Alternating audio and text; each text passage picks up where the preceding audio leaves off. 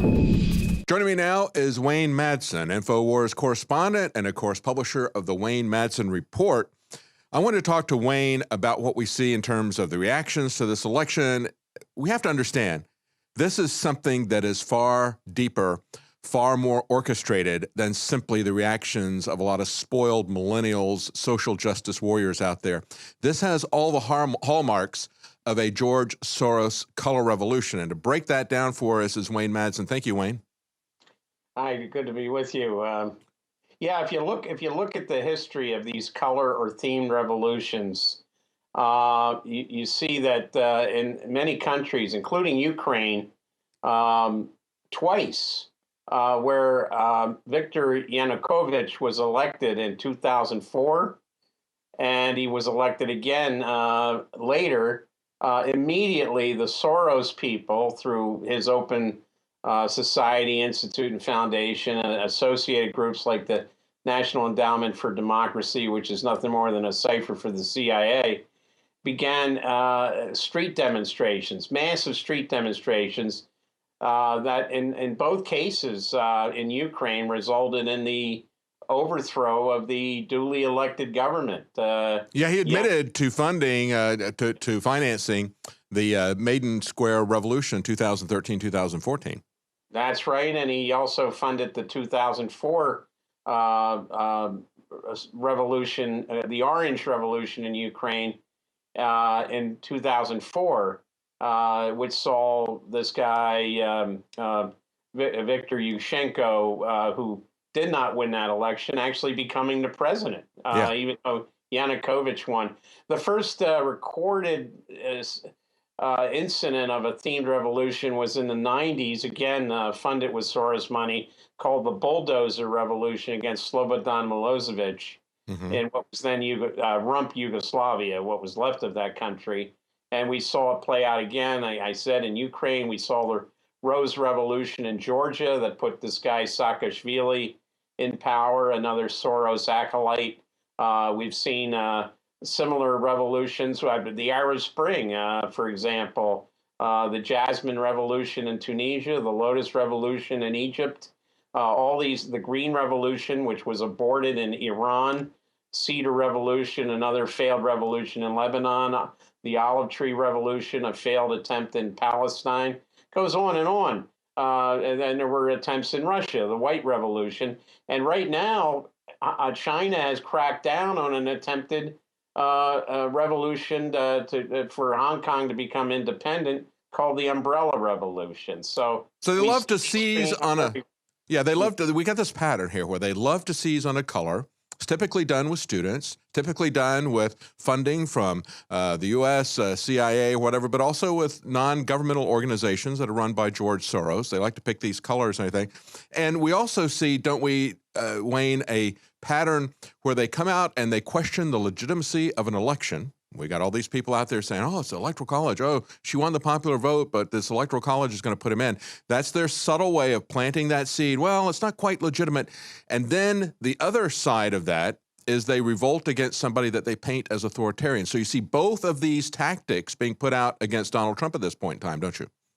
Yeah, and the day after the election, the morning after, when Hillary and Bill Clinton came out at the New Yorker hotel before her concession speech, you saw Bill Clinton wearing a purple tie. You saw Hillary wearing a sort of purple lapels and a purple blouse. And a bunch of the reporters there said, hey, what's going on? What's this? And the spokespeople for the Clintons put the word out, well, that's a coming together of blue America and red America. You have purple America.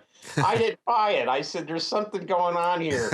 These Clintons. And sure enough, we saw these demonstrations break out, and someone alerted me, somebody that reads my website alerted me and said, look, well, here's the pictures of those arrested in Portland, Oregon, and several of these mugshots, the people were wearing some sort of purple something, a purple shirt, a purple scarf, but it was quite clear that we were we were getting a taste of our own medicine in this case, a purple revolution. Yeah, we look at this and the tactics, like I pointed out, Soros's involvement, funding it, the questioning of the legitimacy of the election, the authoritarian claims, and said, I wonder what color this is going to be. Will it be black? Will it be rainbow? He pointed out, hey, it'll probably be purple. And we've seen Obama putting out the narrative continually, even as he's meeting with Merkel. Hey, we've got to understand you can't just do this alone. We need to have concession. We need to have compromise. We all need to come together. That's the way they're going to put this out there. Have we ever heard that from Barack Obama throughout his administration? Absolutely not.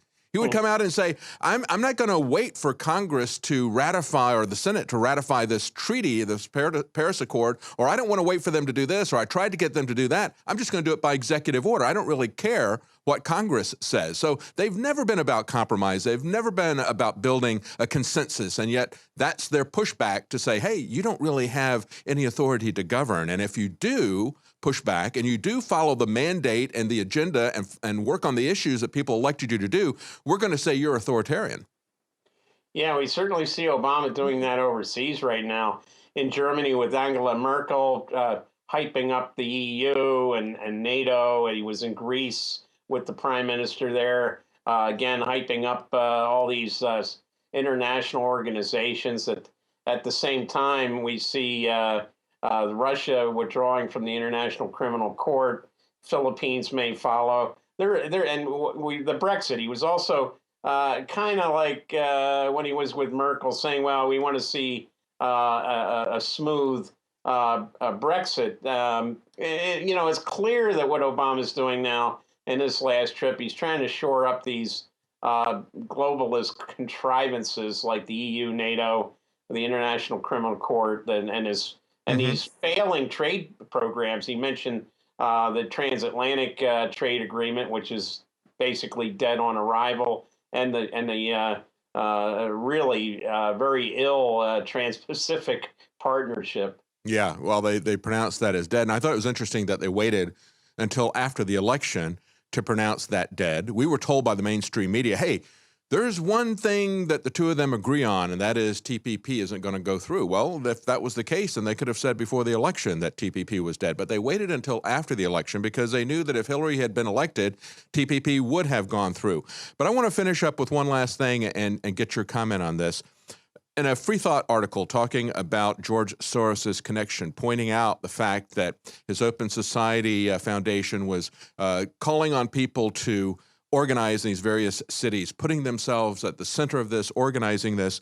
They also pointed out that in the WikiLeaks emails of Hillary Clinton that they put in their archives, we can see that George Soros and Hillary Clinton were talking about things that needed to be done in Albania.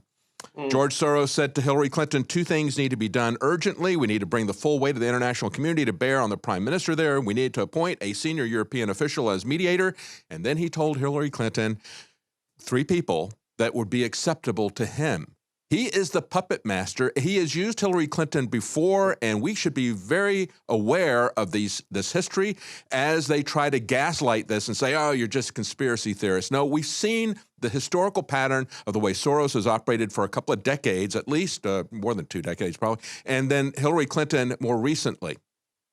Yeah, I would like to see President Trump look at applying the Logan Act from the late 18th century, which was an act, a law which forbids U.S. citizens from engaging in their own private foreign policies. Now, yes, it's questionable whether when Clinton was Secretary of State and Obama, that they weren't like authorizing Soros, but that would be very, very hard to prove under Trump, who's basically saying we need to disengage from a lot of this type of stuff overseas, and there have been some attempts to implement or at least bring into force the Logan Act against individuals, but it would be I think Soros is one of the reasons why those founders passed the Logan Act. They were trying to prevent private citizens from getting, You're right. for example, the U.S. involved in a war.